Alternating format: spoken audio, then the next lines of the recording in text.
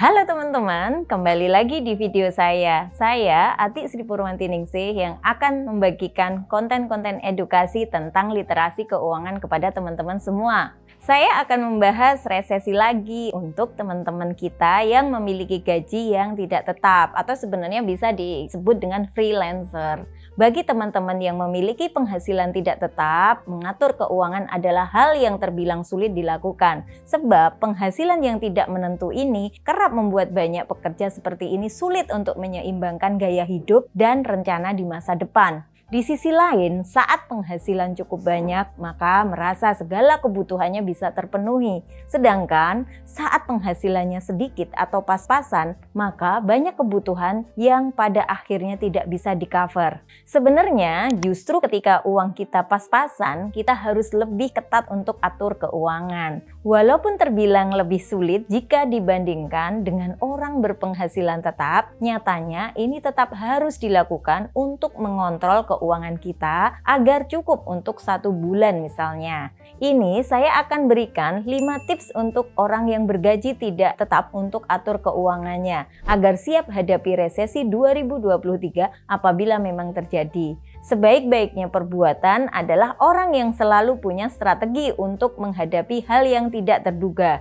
Seperti kata pepatah yaitu sedia payung sebelum hujan. Yang pertama, jauhi pola pikir tentang bulan muda dan bulan tua. Maksudnya apa nih teman-teman? Karena penghasilan tidak tetap, rasanya pasti lebih mudah puas dan ingin berfoya-foya saat penghasilan sedang setinggi-tingginya. Namun ketika penghasilannya sedikit dalam 1 bulan itu, barulah kita berhemat. Nah teman-teman, perilaku seperti ini sebenarnya perlu untuk dihindari jika teman-teman menginginkan kondisi finansial yang sehat dan stabil.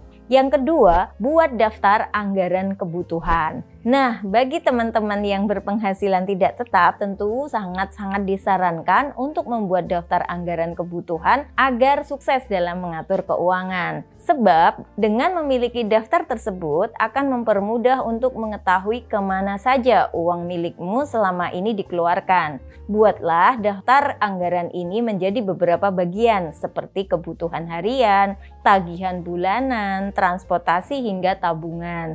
Setelah menerima penghasilan, kamu bisa langsung pisahkan sesuai kategori yang ada pada daftar anggaran. Yang ketiga, buat sistem gaji bulanan bagi diri teman-teman sendiri. Meski penghasilan teman-teman tidak tetap, teman-teman tetap harus membuat anggaran untuk diri sendiri teman-teman. Patut diingat, sebenarnya teman-teman adalah bos untuk dirimu sendiri. Karena itu tidak ada salahnya untuk membuat sistem gaji bulanan untuk diri sendiri. Pantau pengeluaran teman-teman dengan ketat selama sebulan dan cari tahu pasti berapa nilai minimal yang dibutuhkan untuk bertahan hidup dalam sebulan. Biaya makanan, transportasi, tempat tinggal, pajak, dan kebutuhan ekstra lainnya. Tambahkan nominal realistis untuk pengeluaran mendadak. Nah, inilah nilai gaji yang akan teman-teman terima. Jika ada surplus di bulan tertentu, silahkan beri diri teman-teman bonus sebagai hadiah atas pencapaian tersebut.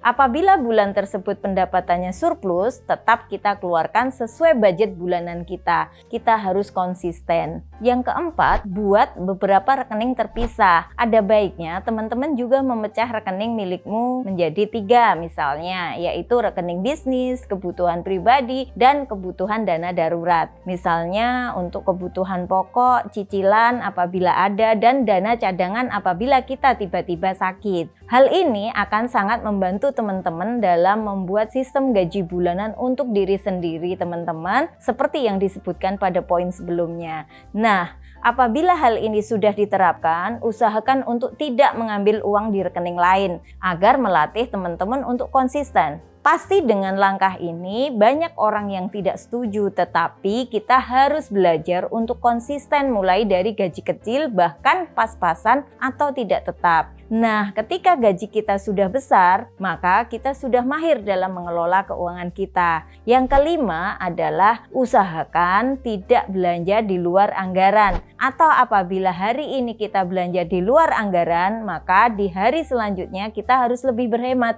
agar anggaran kita tidak minus. Hal ini perlu dilakukan agar anggaran yang sudah kita buat ini dapat sesuai dengan pemasukan yang kita miliki. Itu dulu ya teman-teman 5 tips yang bisa dilakukan oleh teman-teman yang memiliki gaji tidak tetap atau freelancer sebagai upaya untuk siap hadapi resesi tahun 2023 apabila memang terjadi. Tunggu saya di video selanjutnya ya. Salam sehat dan sukses untuk kita semua.